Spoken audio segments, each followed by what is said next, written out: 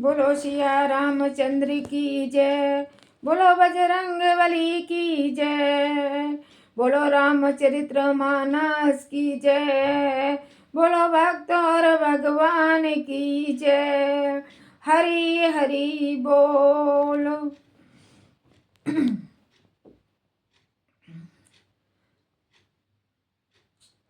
छलू तजी करई समरू शिवद्रोही।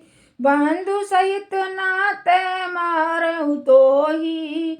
भृगुपति वकई कुठार उठाए मन सुकु काई राम सिर नाये। अरे शिवद्रोही, छल त्याग कर मुझसे युद्ध कर, नहीं तो भाई सहित तुझे मार डालूंगा। इस प्रकार परशुराम जी कुल्हाड़ उठाए बक रहे हैं और श्री रामचंद्र जी सिर झुकाए मन ही मन मुस्कुरा रहे हैं। क्या बात है। गुनई लखन कर हम पर रेसु, कहते सुधाऊ ते बड़ देसु। डेढ़ जानी सब बदऊ काहू, बक्र चंद्र मही ग्रसहीन राहू। श्री रामचंद्र जी ने मन ही मन कहा, गुनाह दोष तो लक्ष्मण का और क्रोध मुझ पर करते हैं। प्रभु राम भी बड़े फंस रहे हैं यहाँ पे लक्ष्मण जी के बीच में और परशुराम जी के बीच में, कि गुनाह तो लक्ष्मण जी कर रहे हैं लेकिन क्रोध परशुराम जी मुझ पर कर रहे हैं। कहीं कहीं सीधेपन में भी बड़ा दोष होता है। सही बात है, बिल्कुल। कहीं कहीं सीधेपन में भी बड़ा दोष होता है। टेढ़ा जानकर सब लोग किसी की भी वंदना करते हैं। टेढ़े चंद्रमा को राहु भी नहीं गरजता। सही बात है, बिल्कुल। यहाँ पे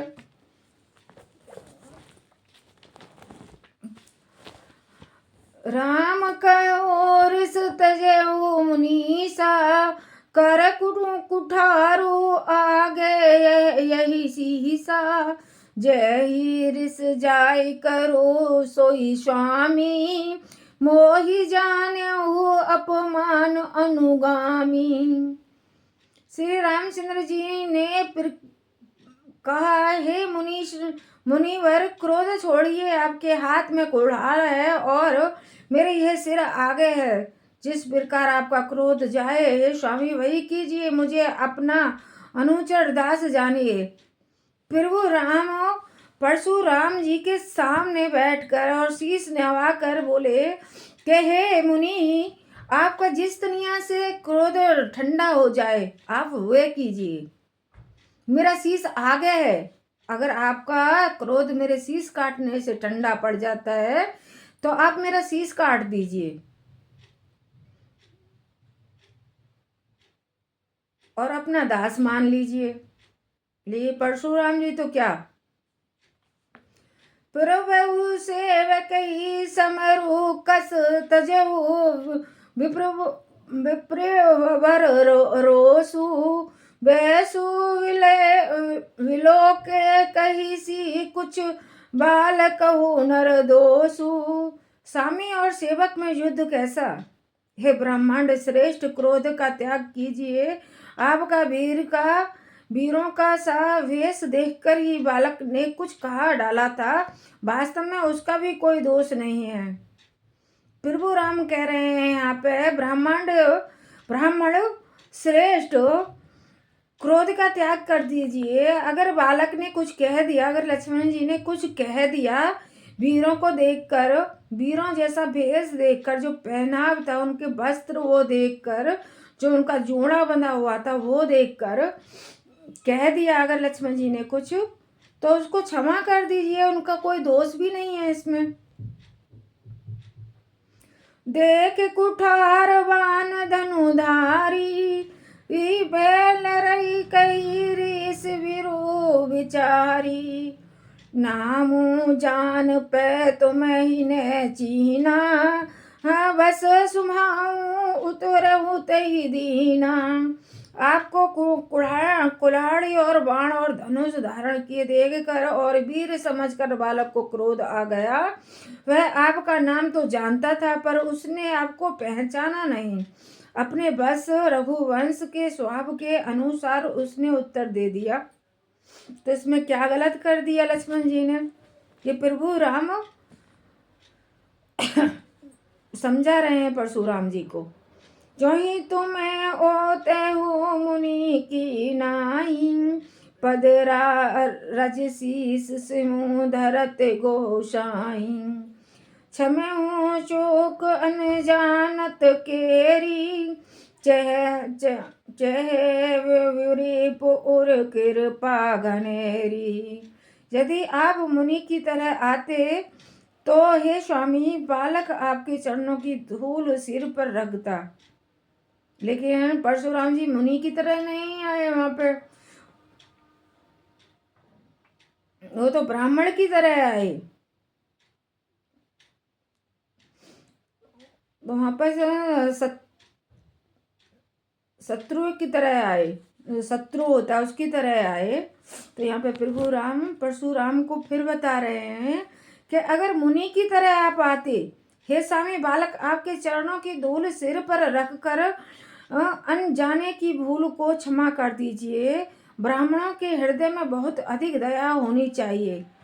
लेकिन यहाँ परशुराम भी ब्राह्मण है, लेकिन उनके दिल में कोई दया नहीं आ रही है। बार बार समझाने पे उनका हृदय क्रोध से भरा जा रहा है। बिल्कुल आग जल रही है परशुराम के हृदय में तो।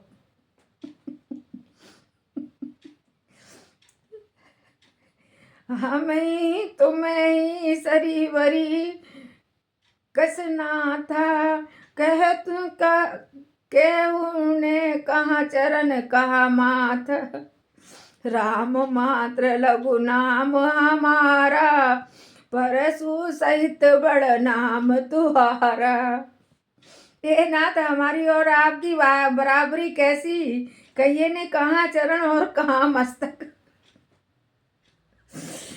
फिर वो राम भी राम है हमारे तो वाकई में।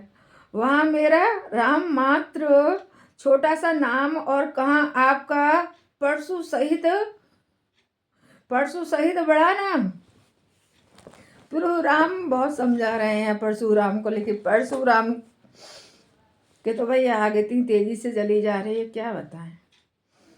देव एको गुनु धनुष हमारे, नव गुण परम पुनीत तुम्हारे।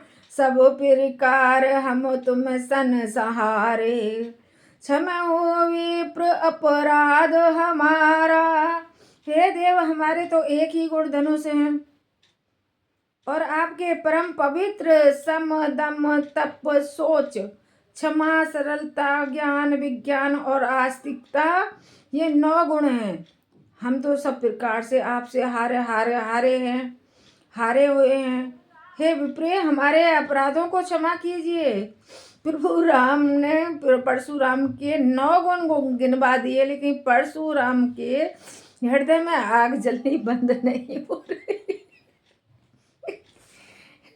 आग जलनी बंद नहीं हो रही है। प्रभु राम ने अपने एक भी गुण नहीं गिनवाया, लेकिन परशुराम को कहाँ मतलब शांति मिल रही है। उनके जो प्रभु आराध्य थे शिव जी, उनका जो धनुष तोड़ दिया था, तो कहाँ उनके कलेजे में इतनी ठंडक पड़ने वाली है परशुराम जी के में। मंगल भवन अमंगल हारी, दिलबहु सुदशरथ जर बिहारी। राम सिया राम राम जय जय राम। बार बार मुनि विप्रवर कहा राम सन राम। बोले भृगुपति स्वरूप हसीद, तहु बधु समवाम। श्री रामचंद्र जी ने परशुराम जी को बार बार मुनि और विप्रवर कहा। तब भूपति परशुराम जी कपूती होकर अर्थात क्रोध की हंसी हंसकर बोले, तू भी अपने भाई के समान ही टेढ़ा है। परशुराम बहुत देर में समझे प्रभु राम को भी परशुराम बड़ी देर में समझे कि तू भी बड़े अपने भाई की तरह टेढ़ा है। मैं तो तुम्हें बहुत अच्छा समझ रहा था, बहुत सीधा समझ रहा था।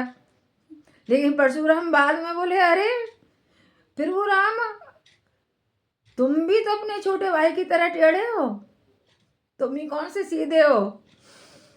निपटहि दूज करी जनहि मोई, मैं जिस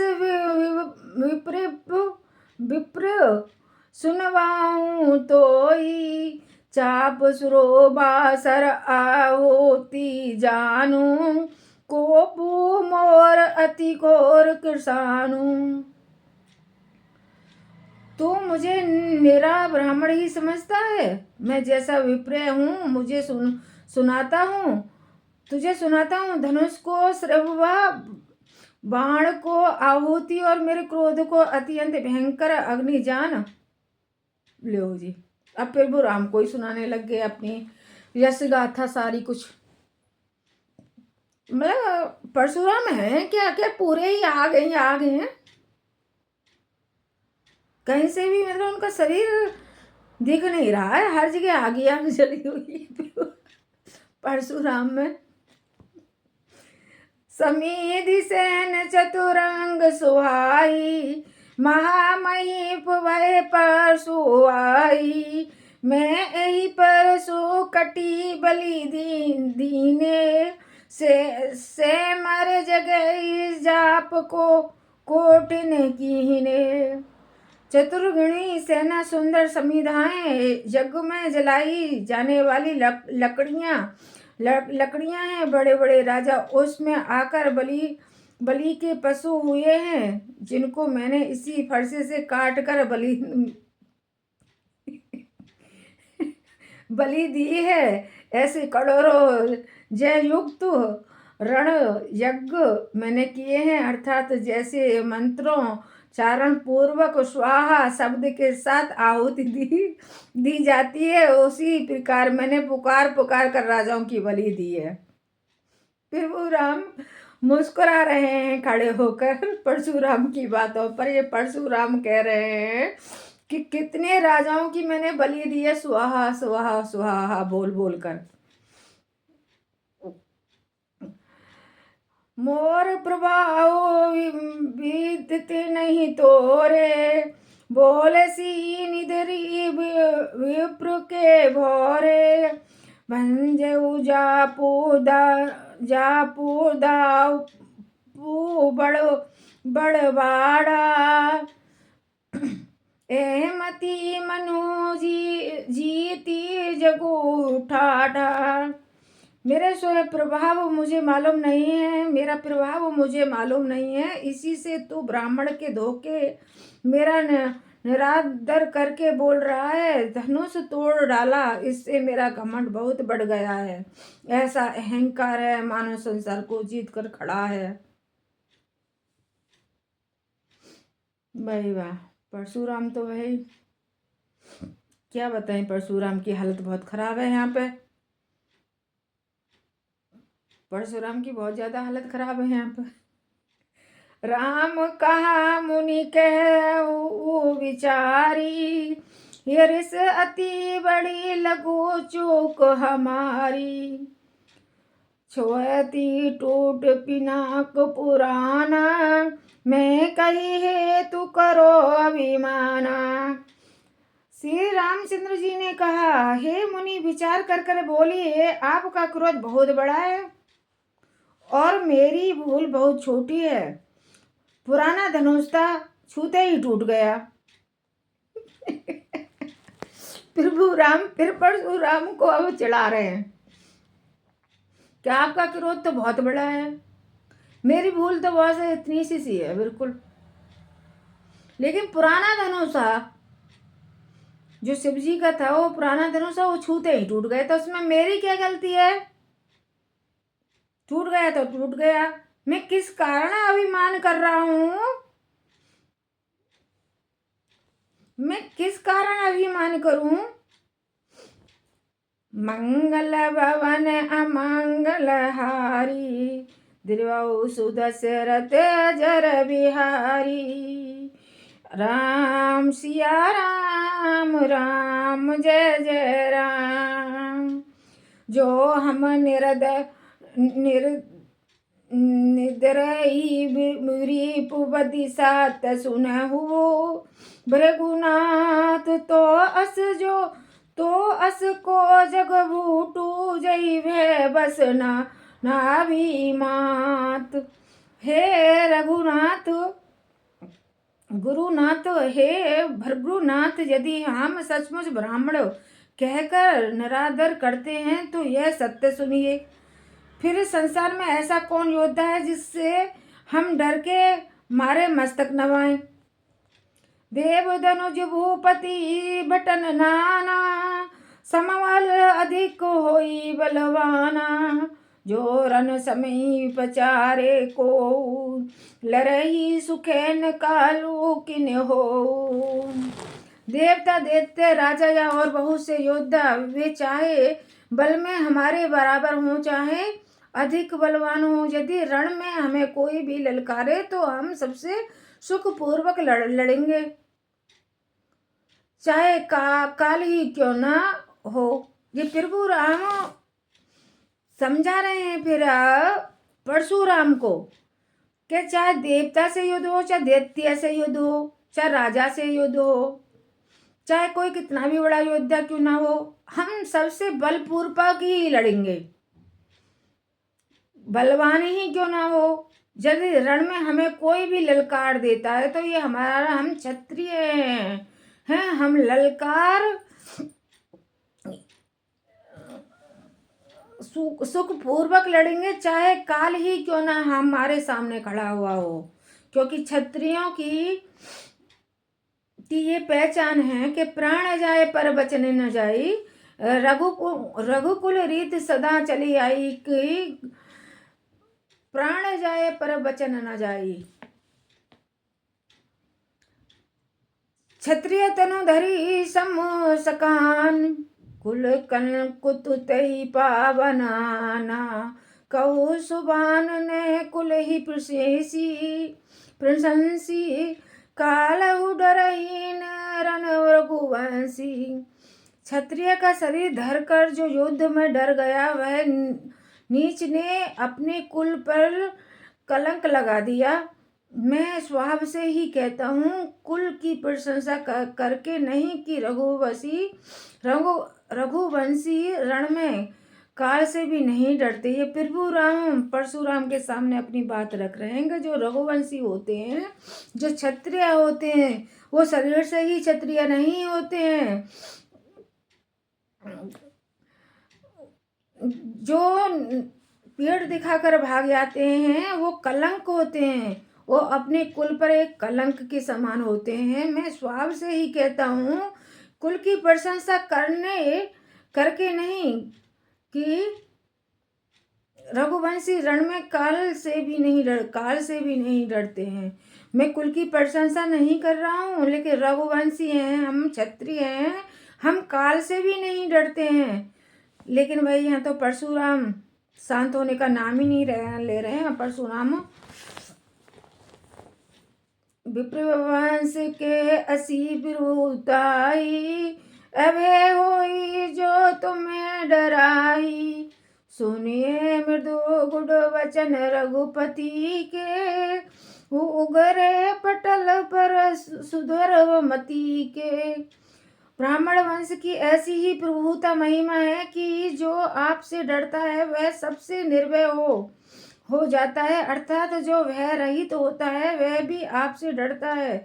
श्री रघुनाथ जी के कोमल और रहस्यपूर्ण वचन सुनकर परशुराम जी की बुद्धि के पर्दे खुल गए। भाई बहुत लेट खुले परशुराम की बुद्धि के पर्दे, 10-5 घंटा लगा दिए परशुराम की बुद्धि ने खुलने में।